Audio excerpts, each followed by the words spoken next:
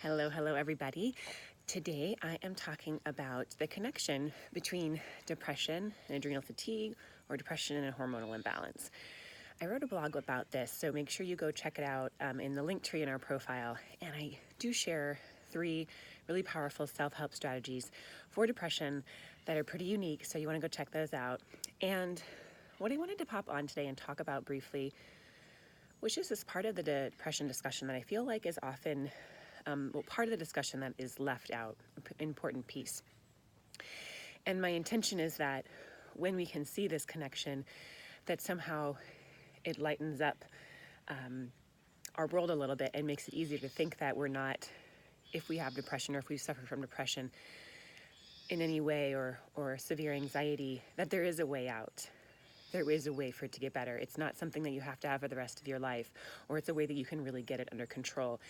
And I found this works in my life quite a bit when I look at things with a different perspective. So, a side note first, I do want to say that I'm sorry for if you are struggling with depression, severe anxiety. I am sending you so much love, and I also understand that depression has many different degrees. There's different types, and it affects people differently, right?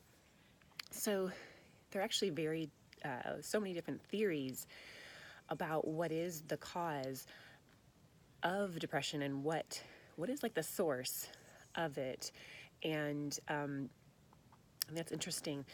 So what I wanted to begin really today is talking about this idea of a chemical imbalance. This is one theory of depression, is a chemical imbalance, and this is actually disputed by the medical community quite a bit. And what I wanted to share about this is that a chemical imbalance is, when you have too little or too much of a neurotransmitter, such as serotonin, which is also a hormone. And this connection, what I wanted to talk about in regards to this is this idea that what if depression or severe anxiety was just a symptom of a deficiency or an imbalance, a vitamin or mineral that you've been deficient in for maybe many years, even if you've had depression most of your life, or a hormonal imbalance. And this can start at a very young age. It doesn't have to be something that happens later in your life, or when you are pregnant or whatever. For me, when I think of it just possibly as a symptom of an imbalance or deficiency,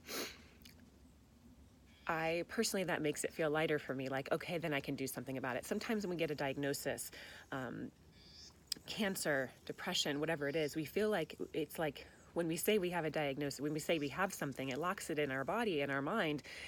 And sometimes it also makes us very overwhelmed and discouraged that we can't do anything about it. So at least that's for me and a lot of my clients. So I really wanted to bring that discussion to the table, because when you're talking about hormonal imbalance and even a deficiency, you can do something about it. And how powerful is that? Hopefully that's empowering for you. So, I think we often don't give our bodies and our minds credit for how powerful they are. We hear stories, you've heard stories of people reversing, even stage 5 cancer. So, our bodies and our minds are incredible. So, if you are looking for, if you are suffering from severe anxiety and depression, know that there are ways to get it under control and get your life back, so you can really, because we know depression affects our relationships, affects our work, affects our quality of life. And so if we can shift that, if we can do something about it, which I know we can, then, hopefully that lightens things up and gives you hope. So for another thing I want to talk about too is this connection, because we're talking about adrenal fatigue, right? And hormonal imbalance is this idea that, that there is, that one of the sources they say of depression is a shift in neural circuits. And, we know that hormonal imbalance can do that, as well as, if you're experiencing severe gut issues. We know, hopefully if you've been following us for a while, that there's a really strong connection between the gut and the brain. And so when your gut is compromised, and the flora in your gut, and you're not digesting properly, and you have, maybe some type of issue going on in the gut, that it can affect your brain. And of course, why wouldn't it affect the circuits of your brain and the pathways, and shift the way that you think about things or you react to things. An example I wanted to share is an example of I experienced with, someone close to me growing up. Was this a young woman who had just started her cycle as a young woman and had very strong periods, had very strong flow. And she had, signs of depression very early on. And what wasn't really brought to the table in the discussion, that wasn't really ever brought up, which boggles my mind, is that she was anemic, and her doctor told her she was anemic. But there wasn't a discussion, because a lot of doctors don't talk about, when you go to a naturopath, they talk about all the different aspects of your life. They spend an hour and a half with you there talking about different aspects of your life. But there was never a connection, never a moment where there could be a light bulb of, oh, maybe this iron deficiency from anemia, from me losing all this blood every month, is a connection. Maybe there's a connection between my anxiety and how I feel, and feeling like I have depression. As a young girl, that must be so intense. And so, just giving you one example, there are other examples that I could bring to the table, but I think it's just a really important part of the discussion. And so that's what my blog is about this week. I wanted to share with you. I wanted to see if this idea could lighten up your world. That's really my main intention. And again, knowing that there is hope, because there is a way to balance your hormones.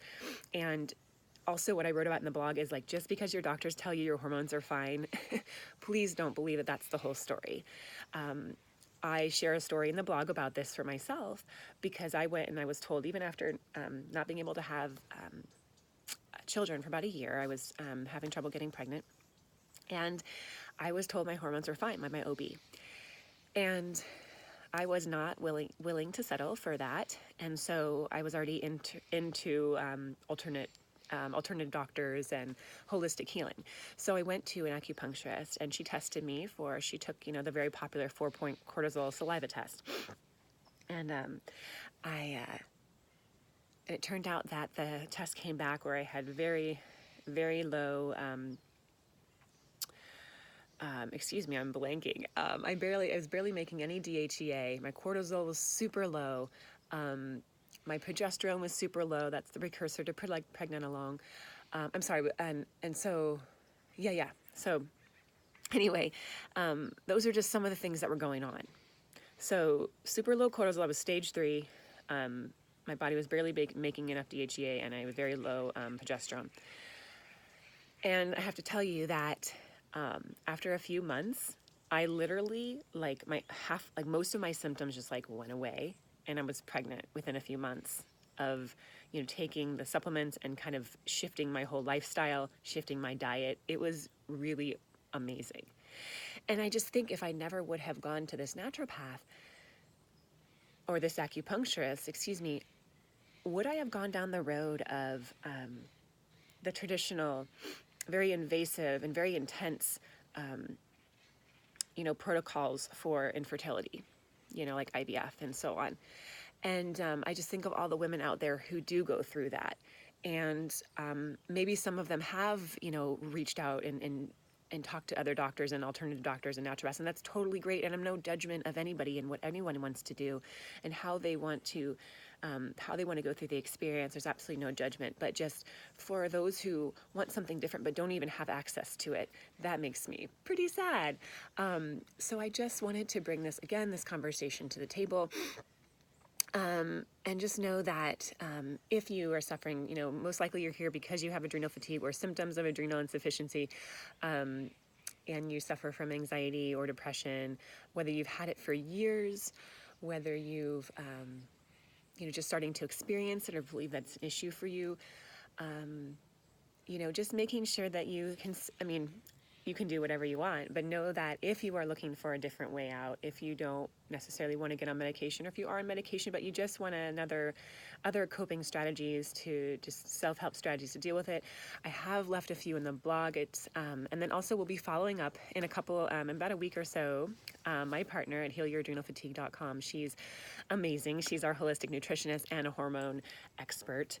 She is going to be following up with a blog on supplements for anxiety and depression, which I know you'll all appreciate. And also right now, when we're talking about gut issues, and gut issues also causing anxiety and depression, I mean, we know there's definitely a link there. And I'm not going to talk about it right now.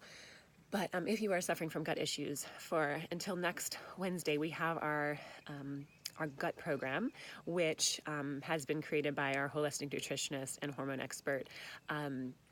She created this amazing program, and we're like putting it on sale for super, super cheap, like over 50% off. And hello, Kika.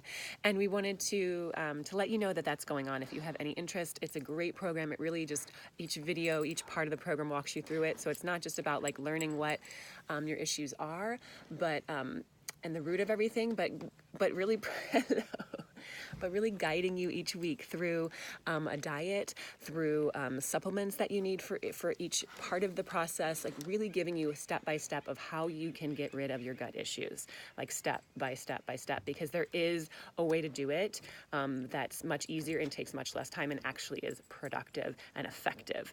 I have tried to heal gut issues several times without proper guidance, and it doesn't really work. And you know that eliminating lots of foods from your diet isn't very fun, so you want to do it right the first time. Anyway, so please go check out those self-help strategies for depression and anxiety on my blog. And really what they're about is finding a pattern interrupt in the brain so you can change those pathways that you've been having in the brain, because that's really at the root of it. And really how people do that is so different. It doesn't have to be meditation or whatnot. Really, it's just about finding a way that really is going to work for you. And that's what I'm all about. It doesn't, it just doesn't have to look a certain way. You just have to figure out what's going to work for you. Hello, Kiko. Okay, well, thank you so much for watching. Please leave me a comment question, let me know if this resonated with you, what resonated. Again, not everyone's going to agree with what I have to say. That's totally okay with me. I just love to put my taste from my experience, being a woman on this planet, being through 4 pregnancies myself, knowing how hormones can affect the body. And I talk a little bit about my personal story on the blog as well, about my experience with depression. Even though I have not suffered from mental illness my whole life, I'm very, very grateful for that. But many people close to me have, and I have had a pretty severe experience with it. But I was able to work through it. And anyway, I'm sharing the strategies that I use because they were so powerful on the blog. So I hope you enjoy. So bye for now, and take good care. Bye-bye.